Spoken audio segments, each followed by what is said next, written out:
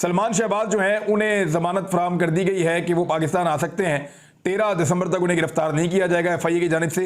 सलमान शहबाज वो शख्सियत हैं, जब भी कभी हमजा शहबाज से या शहबाज शरीफ साहब से इंक्वायरी की तो ये दोनों बाप बेटा हमेशा कहते रहे हमें कुछ पता नहीं, जो पता है सलमान शहबाज को पता है, जो किया है उसने किया है, जो लेना देना था उसका था। और वो जो 4 साल से पाकिस्तान से मफरूर था, भागा हुआ था, अब वो ये कह रहा है कि मैं जिला वतन था। जिला वतन मतलब कि किसी को पकड़ो, पकड़ के एग्जीक्यूट करो, उसको जो है वो निशाना बनाओ और उसके बाद उसको जबरदस्ती मार के मुल्क से बाहर निकाल दो और ये ऐलान कर दो कि ये इस मुल्क में वापस नहीं आएगा। इसको कहते हैं जिला वतनी। फिर सुन लें, जिसको जबरदस्ती मार कूट के मुल्क से बाहर सजा के तौर पे निकाल दिया जाए वो होता है जिला वतनी। और जो शख्स मुल्क से भागकर चला जाए उसको कहते हैं मफरूर और इश्तिहारी। तो ये शख्स जो है वो अपने केसेस से बचने के लिए भागकर पाकिस्तान से बाहर गया था, लिहाजा ये मफरूर और इश्तिहारी है। ये केस है क्या जिसमें सलमान शहबाज के मुख्तलिफ केसेस हैं, लेकिन मैं एक केस इस वीडियो में बताऊंगा, बाकी आपको बाद में बताऊंगा। केस का पस मंजर यह है कि 23 जून 2020 को काबीना से मंजूर शुदा शुगर इंक्वायरी कमीशन और एक्शन मैट्रिक्स के नताइज के मुताबिक FIA anti corruption circle Lahore में एक इंक्वायरी शुरू की गई। शुगर इंक्वायरी कमीशन ने इंक्वायरी के दायरा कार में पाकिस्तान पीनल कोड और एंटी मनी लॉन्ड्रिंग एक्ट 2010 के तहत मुख्तलिफ शुगर मिलों के माली मामलात को चेक करने का मुतालबा किया कि उनका ऑडिट किया जाए। तहकीकात के दौरान शवाहिद मिले और यह साबित हुआ कि शहबाज शरीफ खानदान की मलकियत अल अरेबिया और रमजान शुगर मिल लिमिटेड एक मुनज़्ज़म मेगा मनी लॉन्ड्रिंग और माली फ्रॉड में मुलव्वस थी, यानी ये माली फ्रॉड भी करती हैं और मनी लॉन्ड्रिंग भी करती हैं। जाली बैंक अकाउंट्स 2008 से 2018 के दरमियान उनका ऑपरेशन शुगर इंक्वायरी कमीशन की रिपोर्ट से कहीं ज्यादा वसी निकला।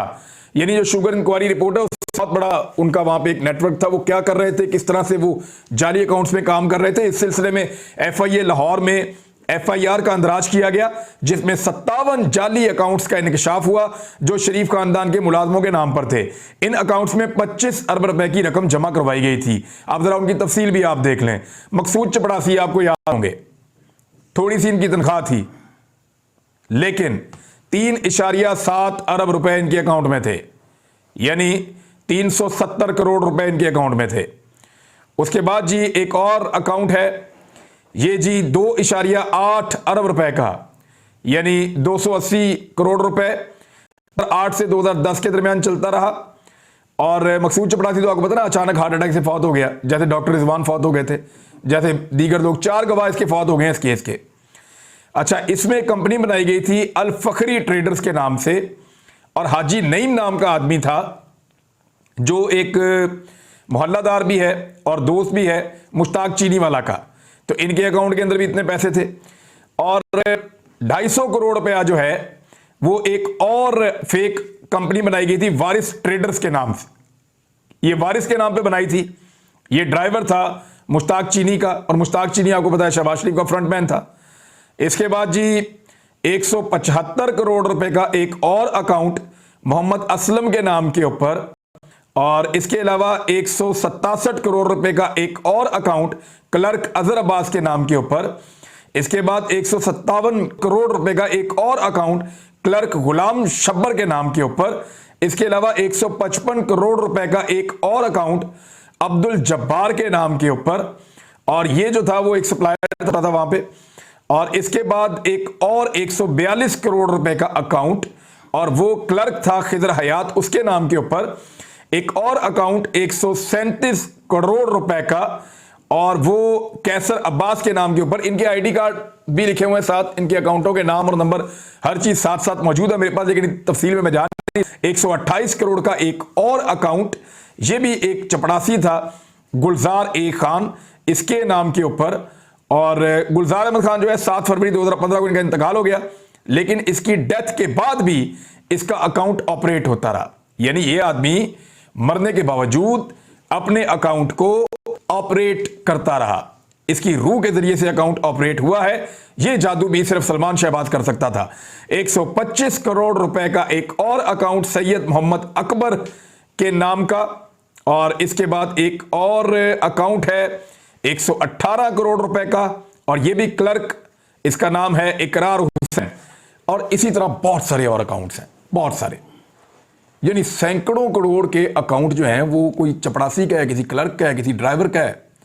किसी मल्लेदार का है, किसी जानने वाले का है, कोई रॉ मटेरियल सप्लाई करने वाला है उसका है। तो इस तरीके से ये 2 नंबरी की और ये सारा पैसा इधर से उधर किया है।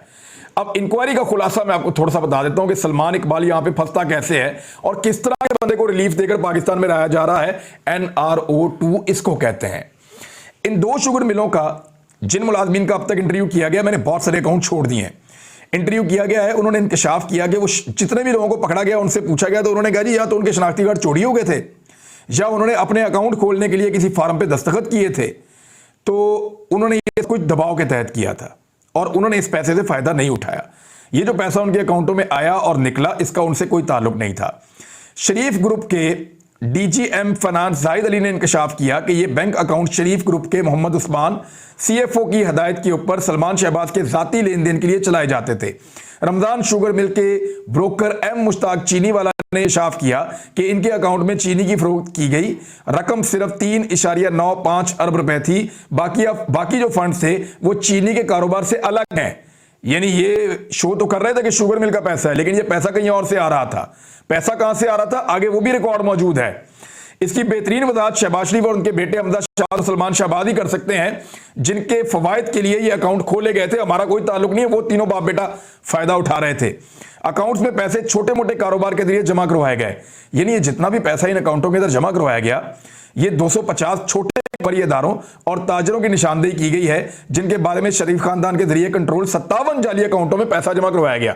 यानी उन 57 अकाउंटों में जो पैसा आता था, बजाहिर तो वो जाली अकाउंट थे, लेकिन चीनी का कारोबार ऊपर ऊपर कर रहे थे, लेकिन अंदर से ये पैसा जो आ रहा था इकट्ठा किन लोगों के जरिए से आ रहा था, जरा वो भी आप देखें। किसी का जूते का कारोबार है, किसी का जो है वो ईजी का कारोबार है, किसी की मोबाइल की शॉप है, किसी का जो है वो फोटोशॉप की यानी फोटोकॉपी करने वाले की दुकान है, किसी की जो है ऑटो वर्कशॉप है, किसी की टायर की दुकान है, किसी की टॉय शॉप है, खिलौनों की दुकान है, किसी की फर्नीचर की दुकान है, इलेक्ट्रॉनिक्स की दुकान है, कारपेट्स बेचने वाले हैं। यानी इस किस्म के बहुत सारे, मेरे पास एक लंबी लिस्ट है छोटे छोटे कारोबार करने वाले लोगों के जरिए से ये पैसा जहां से भी इकट्ठा किया जाता था इलीगल तरीके से। और ये पैसा वो था जो किकबैक्स का पैसा है, जो 2 नंबर तरीके से हुक्मरान बनाते हैं, वो पैसा लेकर इस तरह के छोटे छोटे कारोबारों के जरिए से जमा करवाया जाता था जाली अकाउंटों में। और जाली अकाउंटों से ये निकालने का तरीका क्या था वो भी आप सुन लें। अब तक की तफ्तीश से बात सामने आई थी कि इन अकाउंट से तमाम रकम नकद में निकाली जाती थी। हर रकम निकालने को 2 मिलियन रुपए से कम रखा जाता था ताकि रिकॉर्ड के अंदर कोई अलार्म ना बजे। 2 मिलियन से यानी 20 लाख से कम पैसे निकाले जाते थे। उसके बाद या तो ये पैसे इस्तेमाल किए जाते थे या इनको हवाला ये पाकिस्तान से बाहर मुंतकिल कर दिया जाता था। इनको निकालने के लिए कैश बॉयज रखे जाते थे। वो जो कैश बॉयज थे जिनके बड़े नाम आ रहे थे, जो भागते फिर रहे थे, जो सलमान शहबाज के लिए काम करते थे, जिनको पंजाब हुकूमत में ओहदे दिए गए थे, ये इस तरीके से काम हो रहा था। और इसके सामने जो चीज एक खड़ी करके रखी गई थी सिर्फ कैच करने के लिए, छुपाने के लिए, वो रमजान शुगर मिल थी। ये मुल्जमान जो है वो मफरूर हो गए। सलमान शहबाज जो है वो तफ्तीश से बचने के लिए 27 अक्टूबर 2019 को बरतानिया फरार हो गया था और 28 अक्टूबर 2019 को यानी 1 साल के बाद उनको अदालत ने इश्तिहारी करार दिया और FIA केस में 25 अरब रुपए की मनी लॉन्ड्रिंग के हवाले से तहकीकात तक नहीं हो सकी। जाली अकाउंट केस में अदालत ने सलमान शहबाज के खिलाफ 12 जनवरी 2021 को वारंट गिरफ्तारी जारी किए हैं और अब तक मफरूर था और गिरफ्तार नहीं हो सका। अब तो एक रिलीफ मिल गया ना, कमाल हो गया। शहबाज शरीफ और हमजा शहबाज को जब गिरफ्तार किया गया तो उनसे बार बार पूछा गया कि इसके बारे में आप बताएं। या तो वो कहते थे हम भूल गए हैं या वो कहते थे हमें पता ही नहीं है। और जब भी उनसे सवाल पूछा जाता था वो इसका जवाब नहीं देते थे। सवालात जब पूछे जा रहे थे तो उस वक्त उन्होंने मुकम्मल जिम्मेदारी फिर सलमान शहबाज पर डाल दी थी, जबकि शहबाज शरीफ साहब जो हैं वो किसी भी बात का जवाब देने से बिल्कुल इनकारी हो गए थे। जब उनसे पूछा गया कि आपके दोनों बेटों में से कौन कारोबार को चलाता है तो इसका भी जवाब उन्होंने नहीं दिया और कहा कि ये एक जालिमाना सवाल है, मैं इसका जवाब नहीं देता। जबकि हमजा शहबाज को जब सवालात पूछे गए तो उन्होंने धमकाना भी शुरू कर दिया था और ये तक कहा था कि मैं आपको बता दूं वक्त सदा एक जैसा नहीं रहता, आपको इसका नतीजा भुगतना पड़ेगा। और फिर ये केस किसी मंतकी अंजाम तक नहीं पहुंचा। इनके ऊपर फर्द जुर्म आयद होनी थी, वो भी नहीं हो सकी। एस्टेब्लिशमेंट का मूड बन गया। उन्होंने शहबाज शरीफ को वजीर आजम और हमजा शहबाज को वजीर आला पंजाब बना दिया और उसके बाद अब उनका बेटा भी जो इस सारे 25 अरब के फ्रॉड के लिए रिस्पॉन्सिबल करार दिया जा रहा था, अदालत से जमानत लेकर पाकिस्तान वापस आ रहा है। और एक्सपोज करूंगा अगली वीलॉग में। अब तक के लिए इतने, अपना ख्याल रखिएगा, अपने इस चैनल का भी। अल्लाह हाफिज़।